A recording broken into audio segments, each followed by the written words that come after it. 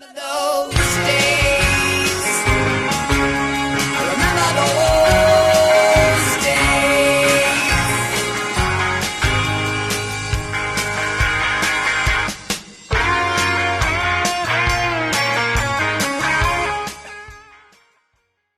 Hello, vinyl community. This is Tommy, and welcome to another musical adventure. Today's adventure is a subject that is near and dear to my heart.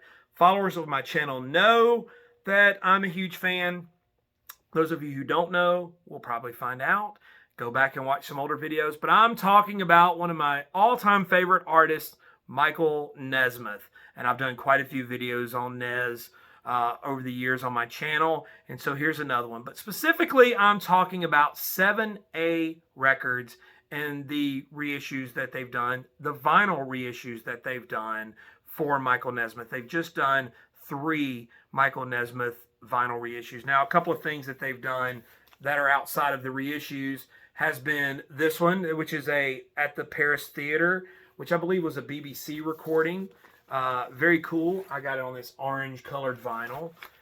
Here are some of the other labels, or some of the other things that they've done. Now, 7A is a remark about, the Monkees fans know 7A because it's the take for Daydream Believer. And so that's some of the other stuff they've done. Some Mickey Dolenz, a lot of Mickey Dolenz titles, and Davy Jones. There's quite a few great things that they've done. But these are some of the older titles that they've done. This is the Michael Nesmith with Red Roads, the Cosmic Partners, the McCabe's tapes.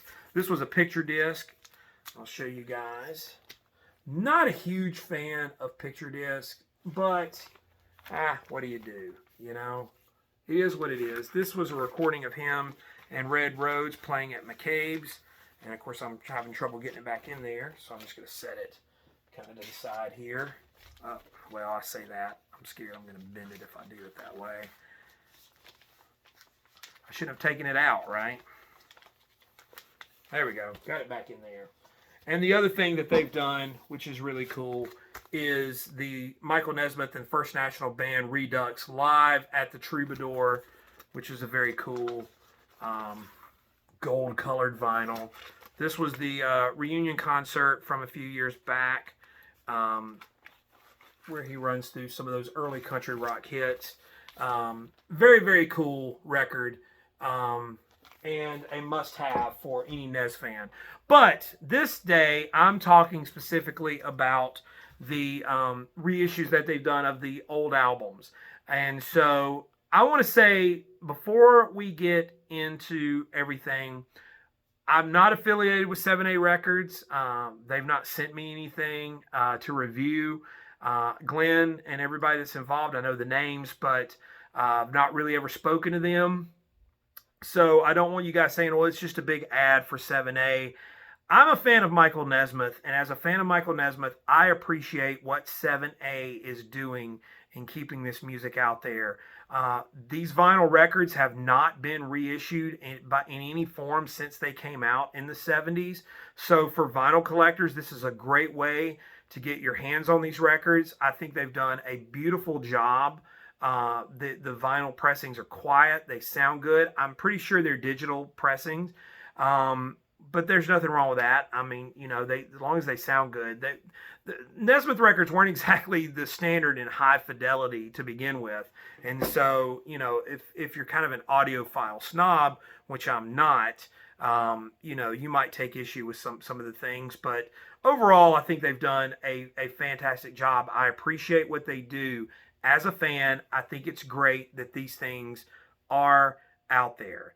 Now, I'm specifically talking about the vinyl. All of these have been reissued on vinyl and CD. And so we're going to talk a little bit about that a little later in the video. But I just want to kind of talk about each one. Now, the first one they did was the 50th anniversary edition of And the Hits Just Keep On Coming. This was an album that came out in 1972 on the RCA label. Some great liner notes here from Joe Alterio. And it contains 4 bonus tracks, which is very cool. Nesmith records were pretty short in length at the time. Of course, he was putting out 2 or 3 a year sometimes. This was the 5th album he had done in about 2 years for RCA. And so, having said that, they tended to be a little short in length. Now, this album was quite interesting because when it came out, it was just him and Red Rhodes playing pedal steel guitar, which is a very cool thing. A lot of Nes fans and fans think that this is the best album he ever did, and it's a songbook album. Is essentially all it is. He runs through. It's got his version of Different Drum, which was a big hit for the Stone Ponies and Linda Ronstadt, which is pretty cool. And it's definitely a singer-songwriter type album. I want to show you guys this beautiful vinyl. It's kind of a marble finish on it. I don't know if you can see that, but it's a cream-colored sort of marble. Now, the bonus tracks that are on all these kind of came off of this collection, this Different Drum Lost RCA recordings, which finally got reissued or issued on vinyl for the first time this past year. But I mean, the bonus tracks have kind of been floating around for a while now. They came out digitally about 7 or 8 years ago, and a lot of Nesmith fans were quite shocked by the existence of bonus tracks, because Nesmith for years have been saying, oh, there's nothing out there. Well, there apparently was. I just want to show you guys by comparison. This is the original RCA version of the album, and some of the differences here. Of course, the back cover has the lyrics and everything, and so what 7A did, they sort of, when they did these, they recreated the artwork. You can tell, and I mean, Watchful Eyes, like the font, I mean, they did a good job at recreating it. But the photo, the cover photo, that's the 7A version, and then that's the original version. You can see some differences. The wood grain finish, kind of, that was on the original RCA album. They recreated it. And of course, the 7A has this little banner across the top. Now, I don't run a record label, and so I know there's costs that are involved. And so, having said that, I mean, being, the Watchful Eye, the 7A version, of course, they cover up the big ugly plant here with the liner notes, which I don't have a problem with personally. But like I said, there are differences, but it is a reissue. So I mean, what do you do? But I'm just showing you by comparison, kind of the differences between the two of them, and there are some differences. Now, one of the things that I want to talk about as I go through these records and show them to you guys is that with 7A, the CD issues came in a thick, sort of like 2 CD set digipack, and they have like a 30-page booklet. The booklets do not come with the LPs, and so as a collector, I feel like I'm missing out on stuff. Now, again, I don't run a record label. I know that there's costs that are involved, and decisions have to be made. It would be cool even if you just printed like the CD booklets and stuck them in here. Of course, I guess we could be nitpicky and say, well, they're not full-size record booklets. But I feel like there's a lot of photos and notes that I miss out on with these reissues. And man, I'd love to have the booklets. Just as a collector, as a completist, as a fan, would just love to have that. The next one they did was Michael Nesmith and the Second National Band, Tantamount to Treason, Volume 1. There was never a Volume 2 of this set. But here's Volume 1. Now, this was the 4th album he did. He did 3 First National Band albums. Then this one, as the First National Band was falling apart, he added a few players like James Burton and Ronnie Tutt, some guys from Elvis's band.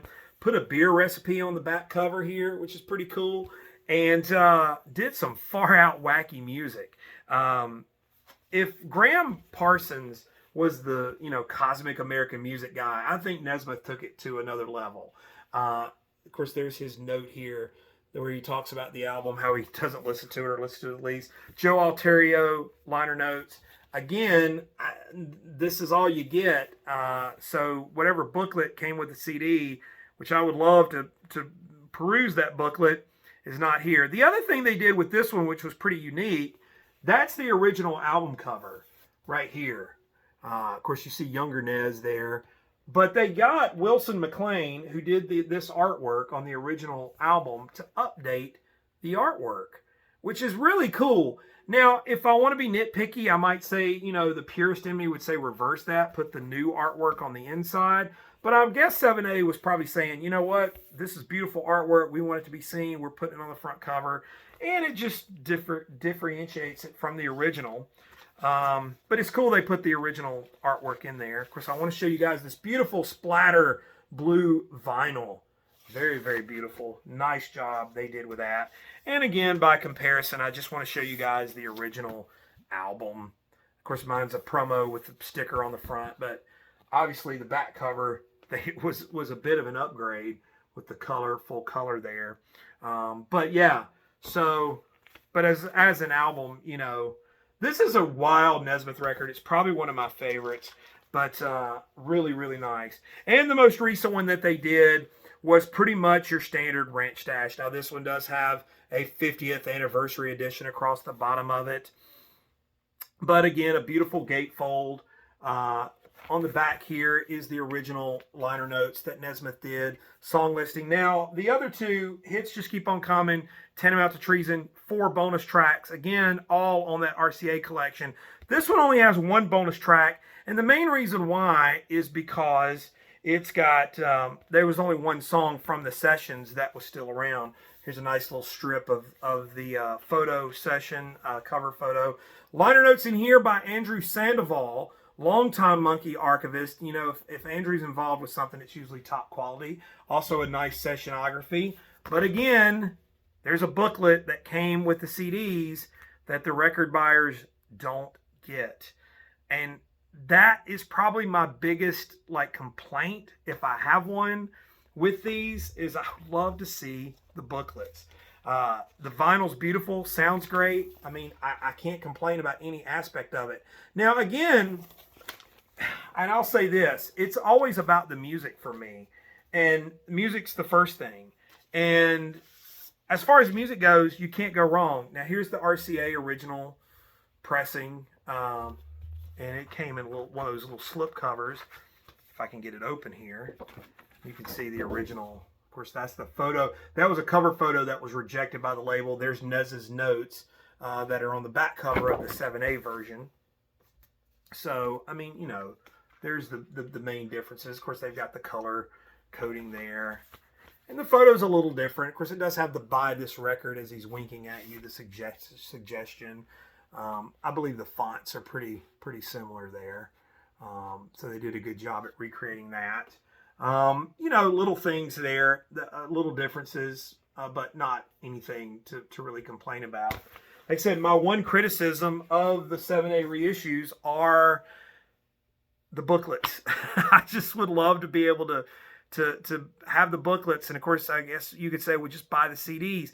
The CDs, the Nesmith CDs have kind of been out there. Ranch Stash was my first Nesmith solo album that I bought. I've been listening to the 4 CD set of the Monkees, listen to the band, and the Nez tunes really spoke to me the most. And so I said, well, I'm going to dig a little deeper. And I went to my local record store, and they had this CD reissue. This would have been in the mid-90s. And I bought it and fell in love with it. This is probably the most polished of the Nesmith country rock albums. It's the last country rock album he really did. And so it's pretty cool on that level. The band that plays on this was a label band. He started a label with Jack Holzman called Countryside and put some good players together. Robert Warford. Of course, Red Rhodes is on this record. David Barry actually plays piano on the track. Billy Graham on bass. Really a good band. Like I said, of all the Nesmith country albums of the early years, this is probably the most sort of polished sounding one. But it's a great record. Sounds fantastic. But 7A, they've reissued 3 Nesmith records so far. Those are the 3, in addition to the other titles that I showed you guys at the beginning. All worth seeking out and taking a look at. They sound great. The quality's good. My biggest complaint is the booklet. I just feel like as a fan, I'm missing out on that. So I would love to be able to have them. But that's really it. But as far as the music goes, top notch. If I were ranking them, which I'm always reluctant to do, maybe Tantamount, Hits, I don't know. See, I can't even rank them now. I can't even tell you. I love all those records. And so that's it. 7A Records, thank you for what you do. Keep doing it. I appreciate it. and I will keep supporting you guys as long as you keep doing it. As a Nesmith fan and devotee, I'm gonna always want more, and I'm so grateful that you guys are putting that stuff out there, because for a long time with Nesmith fans it was really dry and hard to find, and so for putting this music out there for new fans to discover, thanks so much. So subscribe to the channel if you haven't done it.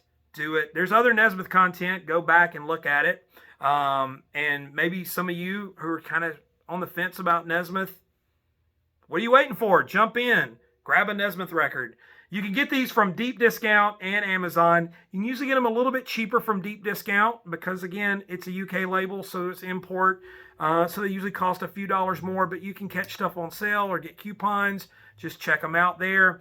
And order these records because 7A probably appreciates the support, and do it. So that's all I've got for you guys. Comment down below. Do you have these records? What do you think? Are you in, out, indifferent? Let me know. We'll see you next time. Thanks for watching.